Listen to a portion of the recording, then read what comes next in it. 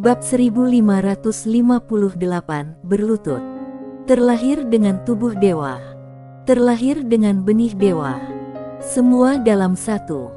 Bukan hanya wilayah darah yang menjadi gila, tetapi leluhur tanah suci juga menjadi gila pada saat ini. Patriark wilayah suci berkata dengan marah, "Hantu tua darah, dia berasal dari wilayah suciku, apa hubungannya dia dengan wilayah darah? Minggir." Leluhur klan darah meraung, dia lahir dari seorang wanita dari klan darah, jadi dia termasuk dalam klan darah. Patriark klan suci tertawa marah, "Tanpa orang-orang dari wilayah suciku, bagaimana wilayah darah bisa melahirkan dia?" Melihat mereka berdua di ambang pertarungan, Linikin tiba-tiba berkata, "Dua leluhur, tugas yang paling mendesak adalah membawa Yus kembali ke perbatasan nyata dan virtual."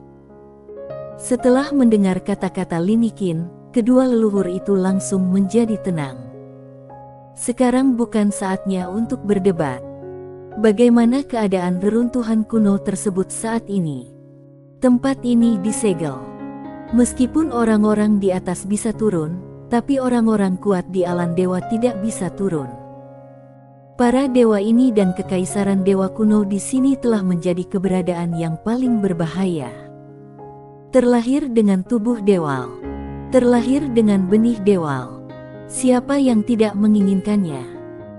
Linikin dan Zeto Yuan tampak serius. Mereka tahu tentang masalah ini, tetapi tidak ada yang dapat mereka lakukan karena mereka telah menyadari perang besar akan terjadi di sini.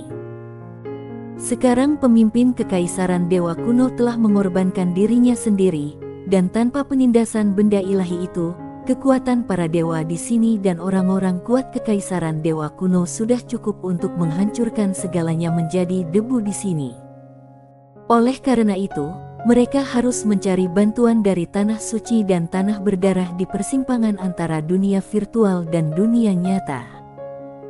Pada saat ini, suara Patriark Tanah Suci tiba-tiba terdengar melalui ruang dan waktu yang tak terhitung jumlahnya ke reruntuhan kuno. "Rekan-rekan Tao, tolong bantu klan suci dan jangan menyulitkan gadis kecil ini. Wilayah suci akan berterima kasih."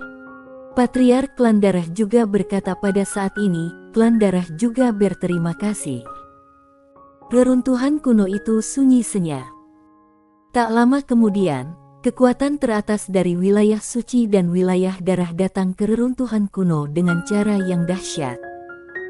Tentu saja, tidak ada dewa di antara mereka, tetapi setidaknya mereka telah mencapai tingkat ke-9 alam sejati. Lebih dari 200 orang. Semua master alam sentuh sejati tingkat 9 yang kuat dari kedua belah pihak telah tiba.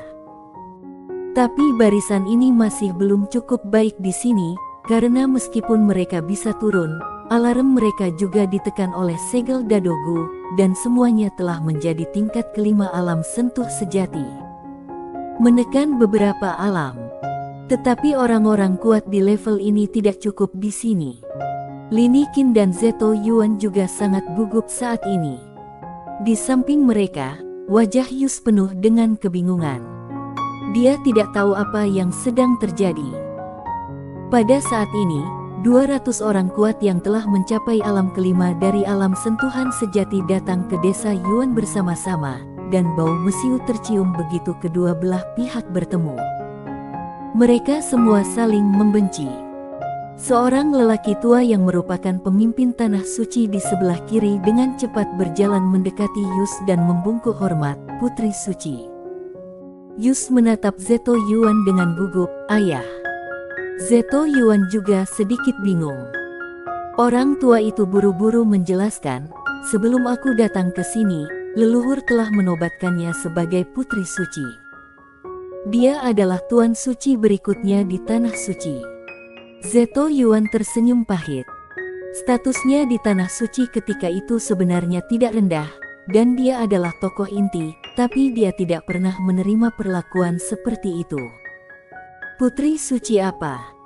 Tak jauh dari situ, seorang pria paruh baya dari klan darah tiba-tiba keluar.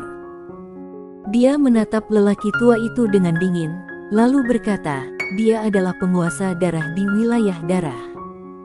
Itu langsung penguasa darah. Zeto Yuan dan yang lainnya semuanya tercengang. Pria paruh baya itu berjalan mendekati Yus dan membungkuk dalam, "Salam penguasa darah." Orang tua itu berkata dengan marah, "Dia dari tanah suci." Pria paruh baya itu menatapnya dan berkata dengan tajam, "Dia berasal dari klan darah." Melihat kedua belah pihak hendak bertarung, Lin Qin tiba-tiba berkata, "Kita bawa Yus kembali ke perbatasan nyata dan virtual terlebih dulu." Setelah mendengar ini, mereka berdua menjadi tenang. Kedua belah pihak berhenti berdebat dan melindungi ketiga orang tersebut hingga persimpangan nyata dan virtual. Tapi pada saat ini, suatu indera keilahian langsung tertuju pada mereka. Kesadaran ilahi. Tapi tidak tahu dewa apa itu. Wajah semua orang berubah drastis. Pada saat ini, cahaya pedang tiba-tiba menerobos udara dan memotong kesadaran ilahi. Semua orang berbalik dan melihat orang yang melakukan gerakan itu adalah Sander Ye. Melihat Sander Ye muncul lagi, Yus tiba-tiba merasa gembira. Sander Ye menatapnya dan tersenyum, "Aku akan mengantarmu." Yus mengangguk cepat, "Baik." Leluhur tanah suci memandang Zeto Yuan, dan Zeto Yuan mengangguk. Kerumunan terus bergerak maju. Sepanjang jalan, orang-orang kuat di kedua belah pihak bersikap waspada seolah-olah mereka menghadapi musuh yang tangguh. Tapi tak lama kemudian, semakin banyak kesadaran spiritual yang menghampiri mereka. Melihat kejadian ini, wajah para master dari wilayah suci dan wilayah darah semuanya menjadi muram, karena kesadaran spiritual itu terlalu kuat dan mereka sama sekali tidak sanggup menahannya. Mundur. Pada saat ini, sebuah suara tiba-tiba datang dari kedalaman langit. Semua dewa mendongak dan melihat orang yang berbicara tidak lain adalah Dewa Hao. Berdiri di samping Dewa Hao adalah pemilik pena Tao. Dewa Hao berkata, "Apa dia juga orang dari dunia virtual dan dunia nyata?"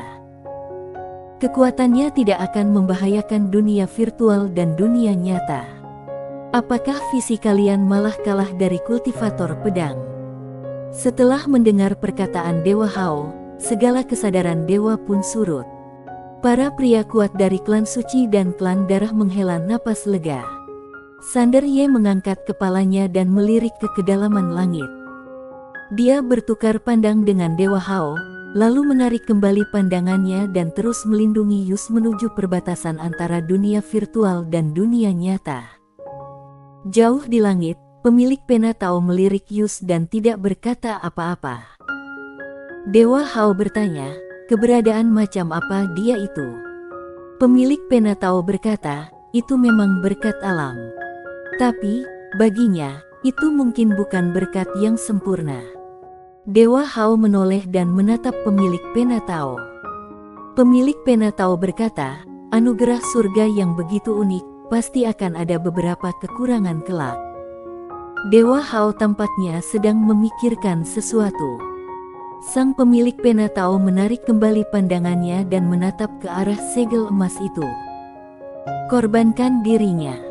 Harus kukatakan kaisar utama kekaisaran dewa kuno cukup berani.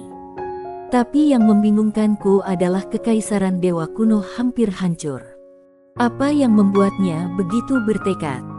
Pasti ada alasannya. Dewa Hao bertanya, apa bisa kamu mematahkan formasi ini? Sang pemilik pena Tao menggelengkan kepalanya. Segel ini tidak dapat dipatahkan dalam waktu singkat.